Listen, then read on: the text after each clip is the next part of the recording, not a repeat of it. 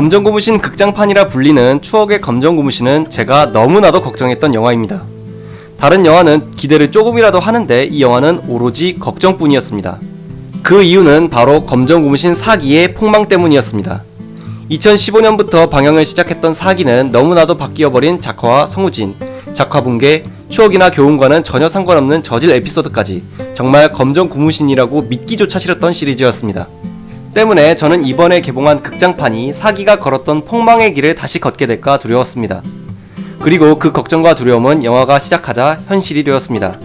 이번 리뷰에서는 한때 엄청난 인기를 누렸던 검정고무신의 극장판이 왜 이리 실망스러웠는지 약간의 스포일러를 포함해서 설명드리겠습니다.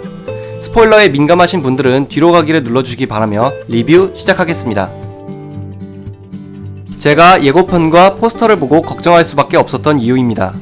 보시면 아시겠지만 4기와 극장판의 작화는 매우 비슷합니다. 때문에 4기에서 봤던 작화 붕괴와 기괴한 모습을 다시 보게 되지 않을까 걱정했습니다. 영화를 보고 난 후 이거를 좋다고 해야 할지 나쁘다고 해야 할지는 애매하지만 다행히 작화 붕괴는 없습니다.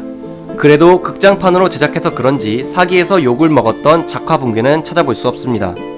하지만 작화에 대해서 저는 여전히 불만이 많습니다. 캐릭터의 움직임은 특정 부위만 움직이고 나머지는 거의 움직이지 않아서 뭔가 목각인형을 보는 느낌이 듭니다. 그리고 캐릭터들의 표정 묘사도 이상합니다. 대표적으로 영화에는 기영이가 우물에 빠져 이를 본 가족들과 마을 사람들이 심각한 표정을 짓는 장면이 나오는데 캐릭터들의 표정에서 걱정, 급박감, 위기감이 딱히 느껴지지 않았습니다. 솔직히 기영이가 아니라 물건이 빠진 걸 보는 사람의 표정이었습니다. 게다가 배경에 나오는 사람들과 풍경도 생동감이 떨어집니다. 개인적으로 배경은 그냥 벽지를 보는 느낌이었습니다. 아무리 그래도 극장판으로 나온 작품인데 좀 더 작화와 움직임에 정성을 쏟지 못했다는 사실은 실망스럽기만 합니다. 한번 생각해봅시다. 첫 번째로 요즘 유치원생, 초등학생 어린 아이들이 이 만화를 좋아할까요? 저는 아니라고 생각합니다. 디즈니, 시크릿 주주, 카보처럼 훨씬 예쁘고 화려하고 멋있는 애니메이션들이 널려있는 지금에 2015년부터 잊혀지기 시작한 옛날 애니메이션 검정고무신을 좋아할 아이들은 거의 없다고 볼 수 있습니다.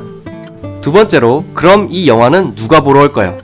바로 저처럼 유년 시절에 이 만화를 보고 자란 20대에서 30대, 그리고 이 만화의 배경이 되는 60년대의 유년 시절을 보낸 베이비붐 세대입니다. 쉽게 말해 추억 때문에 보러 오는 관객들이라는 것입니다. 그렇다면 영화의 내용은 이러한 주 소비층에 초점을 맞춰야 합니다. 추억을 떠올리게 하고 처음 봤을 때의 재미, 감동, 교훈을 다시 생각나게 해야 합니다. 그리고 그래야 많이 팔립니다. 하지만 이 영화는 타겟을 잘못 설정했습니다. 이 영화의 타겟은 정말 누가 봐도 어린아이들입니다. 꼬마 아이들이나 좋아할 법한 유치하고 단순한 이야기가 중심을 이루고 있습니다.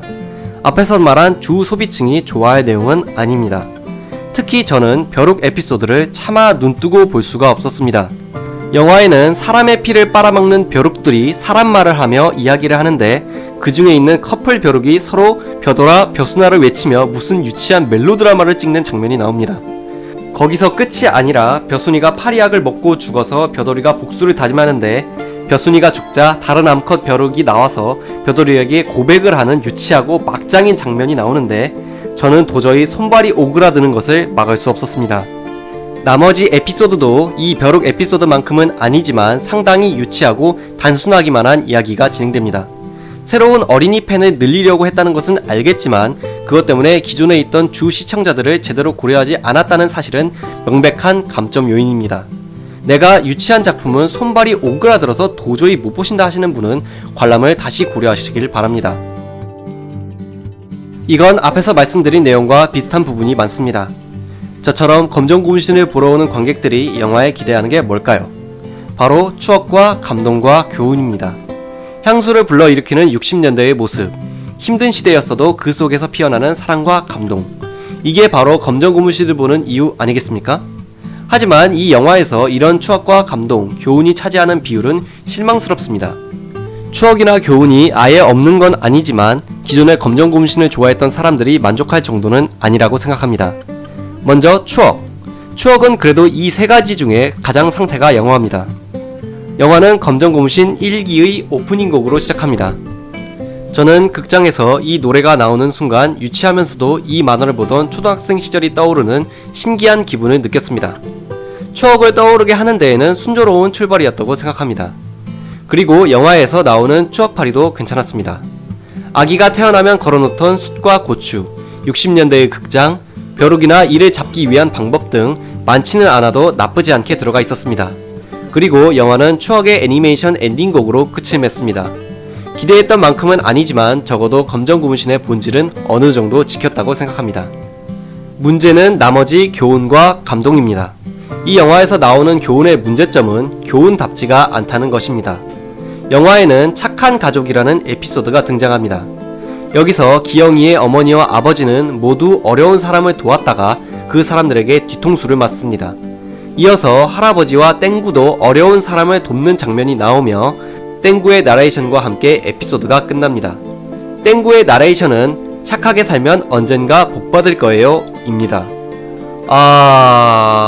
여러분은 이 에피소드에서 교훈이라고 할 만한 게 느껴지십니까? 착하게 삶으로써 복을 받는 장면이 나온 것도 아니고 부모님의 뒤통수를 친 거지 아이들과 사기꾼 청년이 참교육을 받은 것도 아닌데 이걸 보고 과연 나도 착하게 살아야지 라는 생각이 들 수 있을까요? 에피소드가 그냥 엉망입니다. 자, 검정고무신 3기 꼬부랑 트위스트 에피소드를 보겠습니다. 기영이가 자신이 그렇게나 먹고 싶어 했던 라면을 거지 아저씨에게 양보하자 이에 감동한 라면 회사 사장님은 기영이네 집으로 라면 한 트럭을 보내주셨습니다. 착한 일을 함으로써 그에 대한 보답이 명확하게 보여지고 착하게 살자 라는 교훈이 간단 명료하게 느껴지는 에피소드였습니다. 그에 반해 영화에서의 이야기는 도저히 납득이 안 갑니다. 무려 2004년부터 방영하기 시작했던 3기보다 내용 전달을 엉망으로 한다는 건 보통 심각한 게 아닙니다. 마지막으로 감동입니다. 사실 이 영화의 감동도 교훈이랑 별 차이가 없습니다. 역시 감동적이지 않다는 뜻입니다. 영화에는 기영이 아버지가 우승 상품인 황소를 타기 위해 팔씨름 대회에 나가는 에피소드가 나옵니다. 여기서 기영이 아버지는 누가 봐도 강력한 우승 후보였던 배동석을 운빨, 주인공빨, 억지빨로 이기게 되어 황소를 타게 됩니다. 그런데 얼마 뒤에 이 배동석이 기영이네 가족을 찾아와서 빌기 시작합니다. 딸이 심장병 때문에 입원을 해야 하는데 병원비가 없어 황소를 주신다면 평생 동안 갚겠다고 말입니다. 이에 처음에는 거절하지만 배동석이 겨울날 눈사람이 되어가면서까지 부탁을 하자 기영이 아버지는 결국 황소를 내어줍니다. 앞에 나온 착한 가족만큼은 아니지만 여전히 억지스럽고 감동을 주기에는 턱없이 부족한 에피소드였습니다. 다시 한번 검정고무신 3기로 돌아가 보겠습니다. 솔직히 영화의 감동은 3기 보릿고개 실연기의 발끝에도 미치지 못합니다. 저는 지금도 이보다 훨씬 불쌍해 라고 외치며 달려가는 기철이의 모습을 보면 가슴이 먹먹해집니다. 3기의 최고 감동 에피소드가 보릿고개 실연기라는 데에는 그 누구도 뭐라 할 사람이 없을 거라 자부할 수 있습니다. 그에 반해 영화의 감동은 억지스럽고 감흥도 없습니다. 다시 한번 말씀드리지만 2020년에 개봉한 영화의 이야기가 2004년에 나온 같은 작품보다 뒤떨어진다는 건 매우 심각한 겁니다. 제가 영화를 보고 나서 처음 든 생각은 12,000원을 내고 보기에는 너무 아깝다는 것이었습니다. 일단 영화는 극장판이라 보기에도 애매합니다. 하나의 이야기를 1시간 동안 진행하는 것이 아닌 TV에서나 방영할 7개의 에피소드를 연속으로 보여주는 형태입니다. 그리고 그 에피소드들은 옛날 검정고무신의 명성에 비하면 하나같이 아쉽기만 합니다. 작화도 어색하고 타겟을 제대로 고려하지 못했고 검정고무신의 핵심이라 할 수 있는 추억이나 교훈, 감동도 부족합니다. 2015년 이후 거의 잊혀진 검정고무신을 다시 살리기에는 너무나도 역부족으로 보입니다. 부족한 상영관만큼이나 내용도 부족했던 추억의 검정고무신 리뷰는 여기까지입니다. 영상이 마음에 드셨다면 좋아요, 댓글, 구독, 알림을 한 번씩 부탁드리며 저는 물러가겠습니다.